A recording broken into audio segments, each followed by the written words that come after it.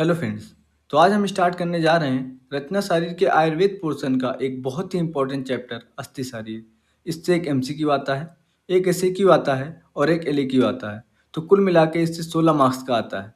तो आज हम इस चैप्टर को बहुत ही आसानी से ट्रिक के माध्यम से याद कर लेंगे और इसके बाद आपको अलग से चैप्टर पढ़ने की ज़रूरत नहीं पड़ेगी। बस आप इसी लेक्चर को दोबारा से रिवाइज कर लेना और इसके नोट्स पढ़ लेना, यानी कि आपके 16 मार्क्स गारंटेड आने वाले हैं।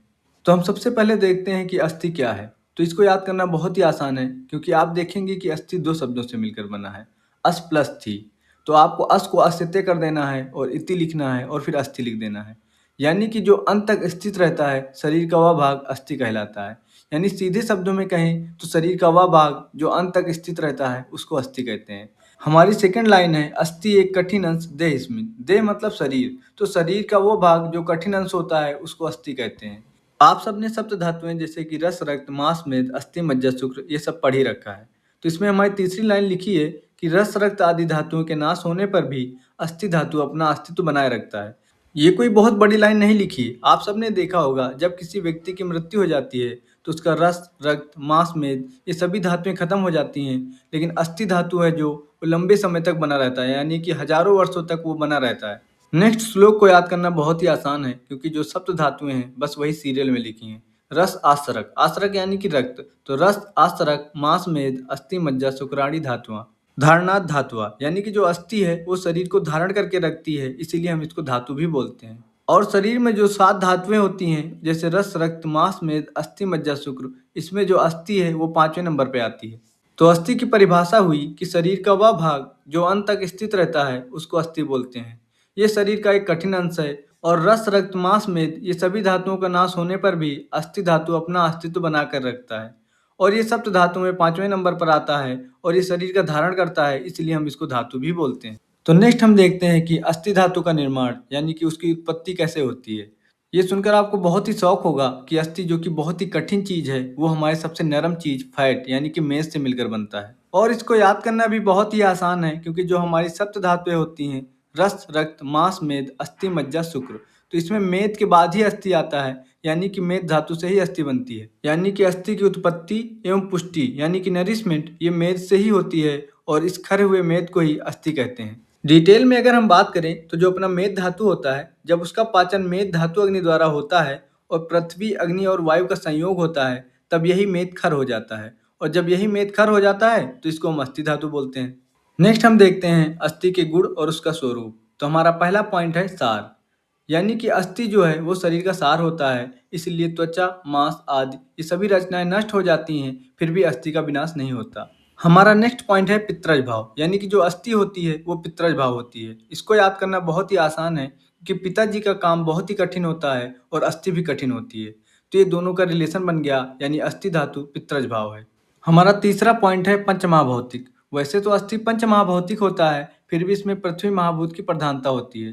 इसको भी आप वैसे ही याद कर सकते हैं, क्योंकि पृथ्वी महाभूत सबसे कठिन है और अस्थि भी कठिन है, इसलिए इसमें पृथ्वी महाभूत की प्रधानता होती है। हमारा चौथा पॉइंट है दोष अधिष्ठान, यानी कि वात दोष और अस्थि धातु इन दोनों में आश्रय आश्रय संबंध होता है। इसको भी याद करना बहुत ही आसान है, क्योंकि हम इसको ऐसे याद करेंगे कि अस्थि ऊपर से देखने में तो कठिन है पर अंदर से वो बहुत कोमल है और उसमें वायु भरा हुआ है। तो ये पॉइंट आपको याद रह जाएगा कि अस्थि धातु और वात दोष इन दोनों में आश्रय आश्रय संबंध है। हमारा नेक्स्ट पॉइंट है अस्थि धातु का मल, नख और केश होता है। इसको याद करना बहुत ही आसान है, क्योंकि जब हम अपने नाखून को देखते हैं तो हमको ऐसा लगता है कि ये अस्थि है, लेकिन वो अस्थि ना होकर अस्थि धातु का मल होता है।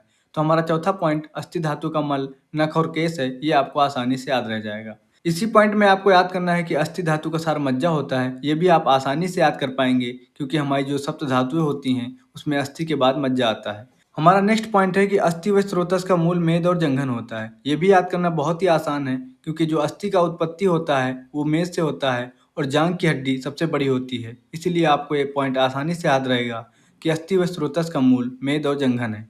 सुश्रुत के अनुसार अस्थि के गुण और स्वरूप देखें तो जो अस्थि होता है वो पृथ्वी, अग्नि और वायु का संघात होता है, और जब इसका उष्मा से पाक होता है तो ये कठिनता को प्राप्त होता है और फिर इसमें वायु और आकाश के कारण खाली स्थान बन जाता है और फिर इसी खाली स्थान में मेद का स्नेह भर जाता है और इसी को मज्जा कहते हैं। नेक्स्ट हम देखते हैं अस्थि के कार्य। इसको याद करना बहुत ही आसान है, क्योंकि इसका पहला पॉइंट तो आप सप्त धातु से ही लिख पाएंगे, क्योंकि अस्थि के बाद मज्जा आता है। यानी कि जो अस्थि होता है वो देह का धारण करता है और मज्जा धातु की पुष्टि करता है और वही इसका प्रधान कार्य भी है। और नेक्स्ट पॉइंट शरीर को विशिष्ट आकार प्रदान करता है, ये तो आपको आसानी से याद ही रह जाएगा। तीसरा पॉइंट है कि शरीर में जो त्वचा, मांस, स्नायु, शिरा, धमनी, ये जो रचनाएं होती हैं उनको वो आश्रय प्रदान करता है। हमारा नेक्स्ट पॉइंट है कि हमारे शरीर के अंदर जो वाइटस ऑर्गन पाए जाते हैं, अस्थि का कार्य उनको सुरक्षा प्रदान करना होता है। जैसे कि आप रिब्स को ही ले लीजिए, वो लंग्स को प्रोटेक्ट करता है। हमारा नेक्स्ट पॉइंट है गति। अस्थियों के जो संधि होते हैं यानी कि जो जॉइंट्स होते हैं, उन्हीं के कारण ही तो हम मूवमेंट कर पाते हैं। तो हमारा पॉइंट वही हुआ कि अस्थियों के संधि के कारण ही शरीर की चलन वलन जैसी क्रियाएं संभव होती हैं। हमारा नेक्स्ट पॉइंट है कि शरीर की स्थिति भी अस्थियों पर ही निर्भर होती है। जैसे कि हम खड़े होंगे या बैठे होंगे, ये सब भी अस्थि पर ही निर्भर करता है। तो नेक्स्ट हम देखते हैं अस्थि के प्रकार। तो आकार के अनुसार तो अस्थि के 5 प्रकार हैं, लेकिन सुश्रुत ने एक एक्स्ट्रा अस्थि, अंडो अस्थि भी बता रखी है। तो चलिए, जो अस्थि के 5 प्रकार हैं, ये मैं आपको एक ट्रिक के माध्यम से आसानी से याद करा दूं। तो इसके लिए आपको एक स्टोरी याद करनी है कि आस्था नाम की कोई लड़की है और वो बहुत करतब करती है। तो उसके मम्मी पापा उसको बोलते हैं कि आस्था बेटा, अब करतब नहीं। तो हमारी ट्रिक हुई कि आस्था करतब नहीं। इसमें आस्था का मतलब हुआ कि अस्थि की ट्रिक है। का से होगा कपाल, रा से होगा रोचक, ता से होगा तरुण और बा से होगा वलय और नहीं से होगा नलक। इस प्रकार अस्थि के 5 टाइप होते हैं: कपाल, रोचक, तरुण, वलय और नलक। ये आपको याद रह जाएगा। इसमें कपाल का तो मतलब होता है फ्लैट बोन, जैसे कि स्कल बोन। रोचक का मतलब होता है टीथ। तरुण का मतलब होता है कार्टिलेज, जैसे कार्टिलेज इन ज्वाइंट। और वलय का मतलब होता है रिब्स। और नलक का मतलब होता है जैसे ह्यूमरस। तो ये रहे हमारे अस्थि के प्रकार: कपाल अस्थि, रोचक अस्थि, तरुण अस्थि, वलय अस्थि और नलक अस्थि। सुश्रुत ने जो एक्स्ट्रा बताया है, अंडो अस्थि। तो हमारी पहली अस्थि है कपाल अस्थि। इसको याद करना बहुत ही आसान है, क्योंकि गांव वगैरह में कपाल को कपार भी बोलते हैं। और आप सब ने सुन रखा होगा कि किसी ने ईंटा मारकर उसका कपार फोड़ दिया, यानी कि उसका सिर फोड़ दिया। इसीलिए ये सिर का पालन करती हैं और इनको कपाल अस्थि बोलते हैं। क्योंकि ये देखने में चपटे और चौड़े होते हैं, इसलिए भी हम इनको कपाल अस्थि बोलते हैं। ये कपाल अस्थि जो है, ये विशेषकर सिर प्रदेश में पाई जाती है।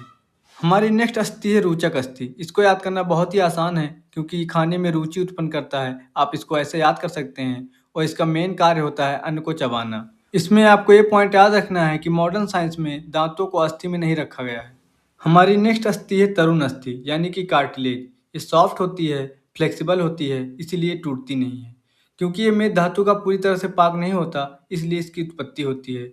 और ये नासापटल यानी कि नाक और कांडपटल यानी कि कान यानी कि ईयर पन्ना में पाया जाता है। हमारी नेक्स्ट अस्थि है वलय अस्थि। ये देखने में राउंड और सेमी सर्कुलर होती हैं और ये वर्टिब्री और रिब्स में पाई जाती हैं। हमारी नेक्स्ट अस्थि है नलक अस्थि, यानी कि लॉन्ग बोन्स। इसको याद करना बहुत ही आसान है, यानी कि जो नलिका के समान लंबे होती है, उनको हम नलिका अस्थि बोलते हैं।